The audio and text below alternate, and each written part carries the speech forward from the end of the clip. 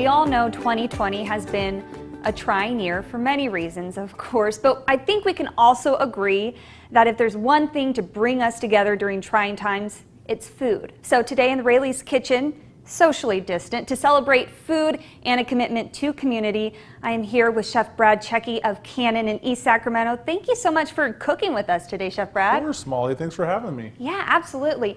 Now I know with COVID, the restaurant industry, especially hard hit, and I know that the community is trying its best to dine at Canon and support you, but we're also doing a lot of home cooking, and so you're giving back to the community, teaching us how to cook like you, like one of the biggest chefs in Sacramento. So what are you making for us today?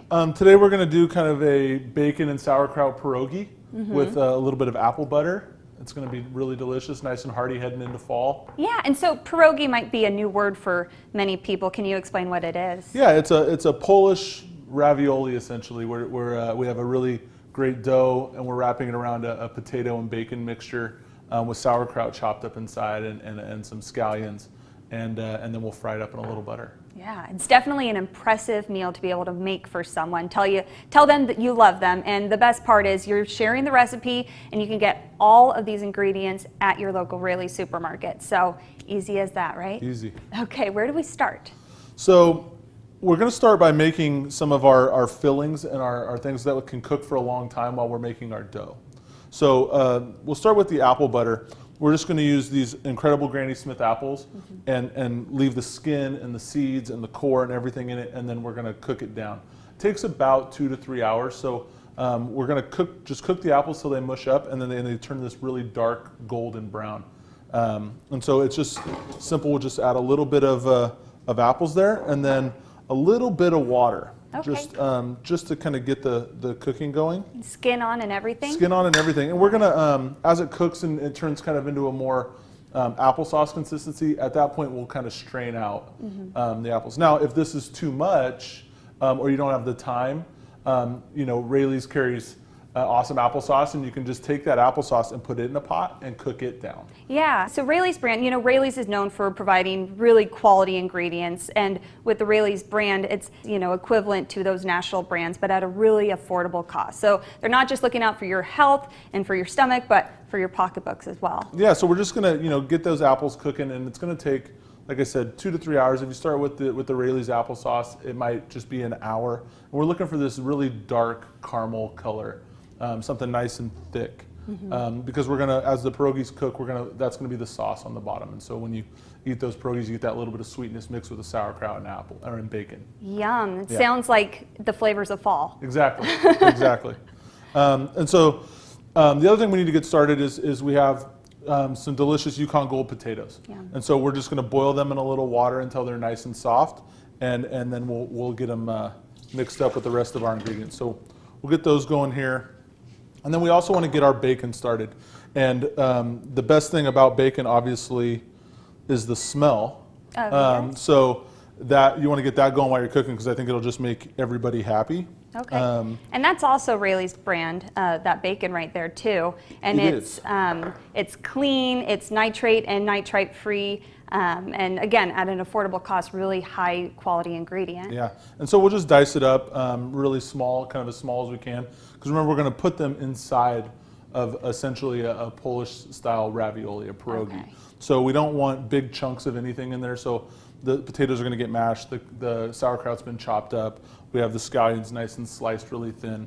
So as that bacon starts to cook, we're going to add those ingredients, and then we'll combine it all at the end to make the pierogies. So you like to cut up bacon before you cook it. I often see people trying to cut it up after it's already cooked. Yeah, so when you cut it up after it's cooked, that's great for like salad applications in which that you don't want the fat, the grease off of the bacon. In this particular case, we want to add all of that into this filling because we want that heavy bacon flavor. You also need to have that kind of like moisture, that perception of moisture. Oftentimes it's not water, it's fat. Right. That gives you that perception of lusciousness and really kind of moist ingredients. Yum. Yeah, pierogies are very pillowy. Yes, yeah. very pillowy. So the next step we have is while this stuff is all kind of cooking, we're going to make our dough. And so we want we have our flour, salt, and you can use vegetable oil or butter. For this particular application, we're going to use a little bit of vegetable oil.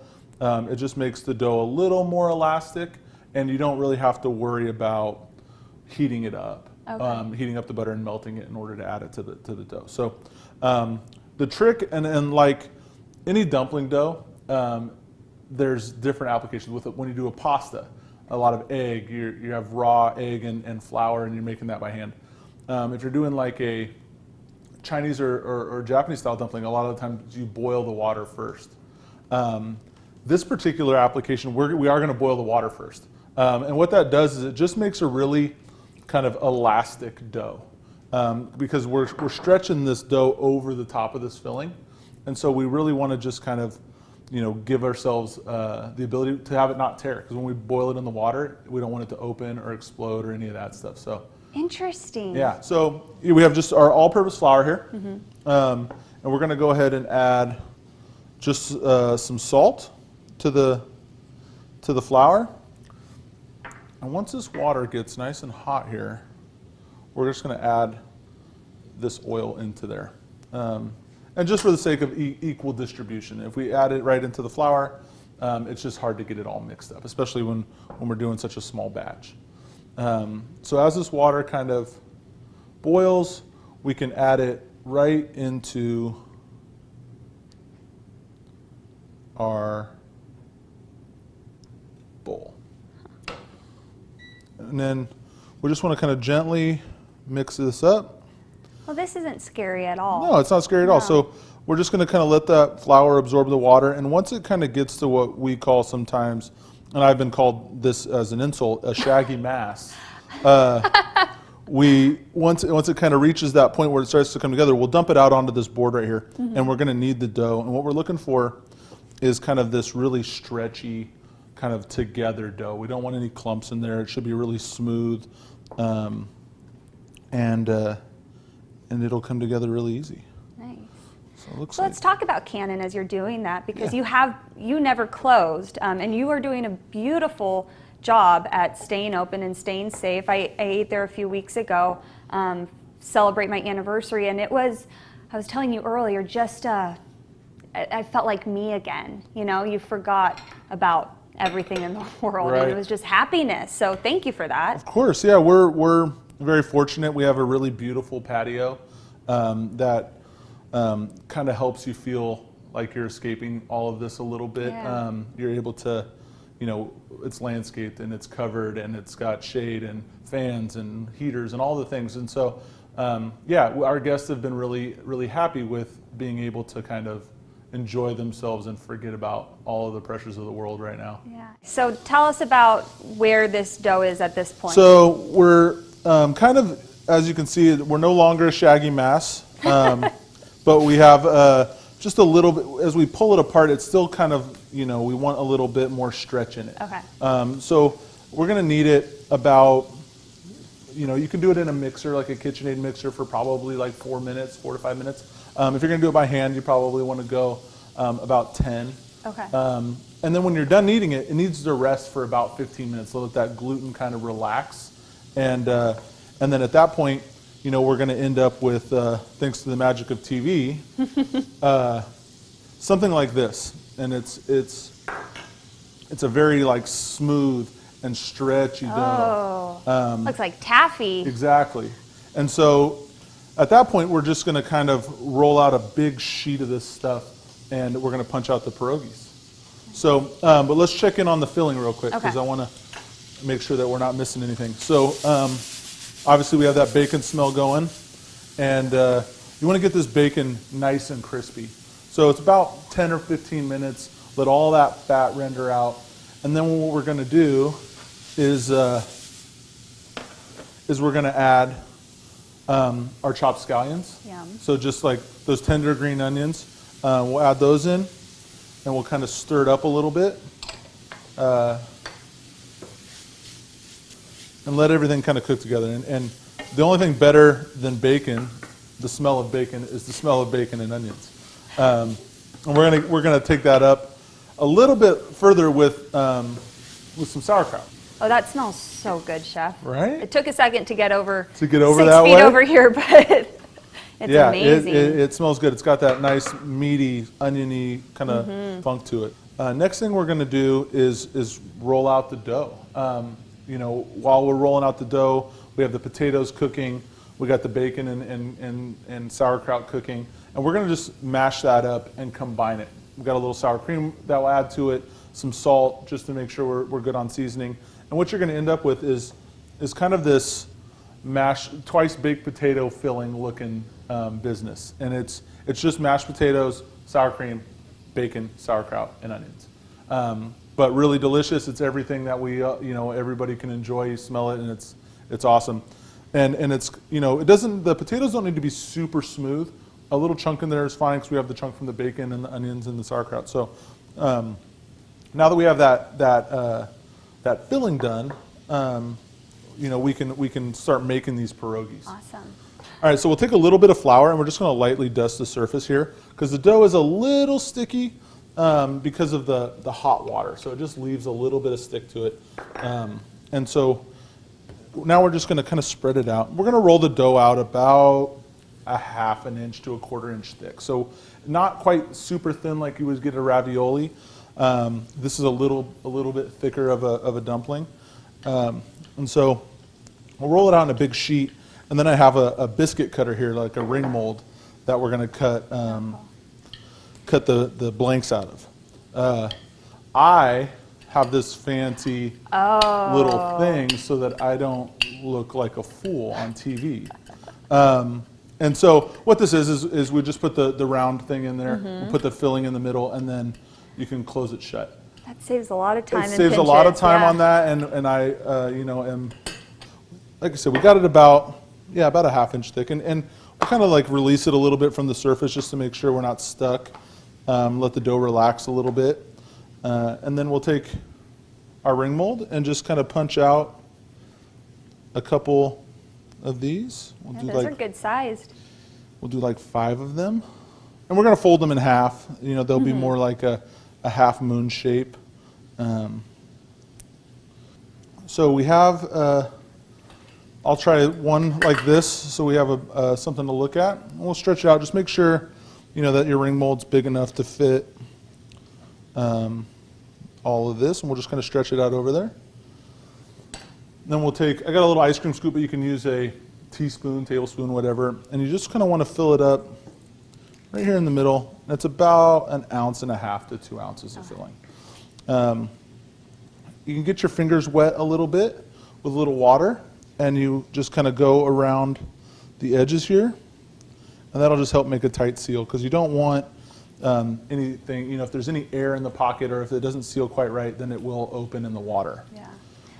So we'll kind of, as we fold it, kind of push that filling down in there, and then that's so handy. Squeeze that thing tight. And you know, to make each one is a little bit of effort, but you know, it's potato. Those are fillings, so Yeah. you don't need to have as much as you would, you know, a lot of stuffed pasta. So yeah, so we'll get these all folded up, and then we're going to cook them in boiling water, just a little slightly salted boiling water, for about 3 to 4 minutes. Okay, so that's pretty quick. Yeah, it's pretty quick, and when they come out, we're going to drop them into a saute pan with some brown butter in there. So we can start by putting a little bit of, just use this spoon, but we'll put this butter, a little bit of butter in there, and get that going. All right, cool. We got a good boil going. Put this here, and then we're just going to take our spider here, and we'll drop a couple in at a time. Let it take a second. All right, so we'll get this butter browning. So you'll see when you're browning the butter, it'll get clear, and there'll be some white kind of stuff that floats to the top. Those are the milk solids that float to the top. And they won't start to caramelize until all of the water that's in the butter cooks out. And so that's why we want to cook it on like medium to high heat, let it kind of bubble, and you'll be able to smell it right away. Well, if you were all here in this kitchen, you would know that the brown butter was browning, because that smell is just, it might be one of my favorite smells on earth. It's the best. And so yeah, you can just see that you get kind of that nutty dark brown color, and then you can obviously smell when it's done. And so Now we'll just take the pierogies, they've been in there about 3 or 4 minutes, and we're gonna brown them. And you wanna shake as much of this water off as possible because it will splatter a little bit. So as these are kind of browning, and we'll let them sit, we don't need to agitate them too much, we just wanna kind of shake them every once in a while, make sure they're not sticking to the bottom of the pan. But we're only gonna brown one side, so we don't have to flip them over or anything.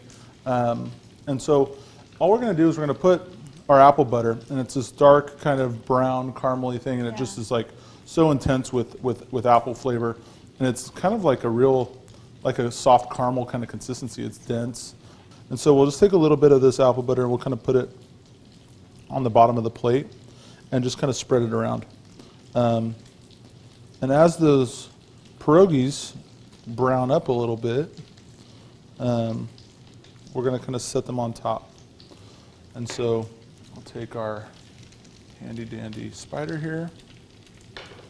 The smell just gets better and better. Oh, it gets better and better. I'm so sorry for all of you at home. I feel like we're teasing you Totally. with this. Oh, there we go. Oh, that's beautiful. So now they're starting to get nice and brown. We'll just take a little paper towel or a kitchen towel. We're just going to kind of set them over the apple butter. Wow. This dish is a love language in itself. And it's simple, you know, this is simple food. It's not very avant-garde or elevated, but really quite delicious. And then we have just some really delicious aged cheddar. And so all we're going to do is we're just going to kind of place a couple thin slices. You can use a potato peeler to make these thin slices.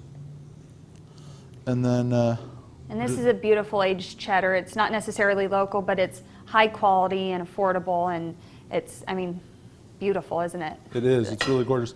And so then what we can do, since we have the rest of this filling here, we can add that to the top just for good measure.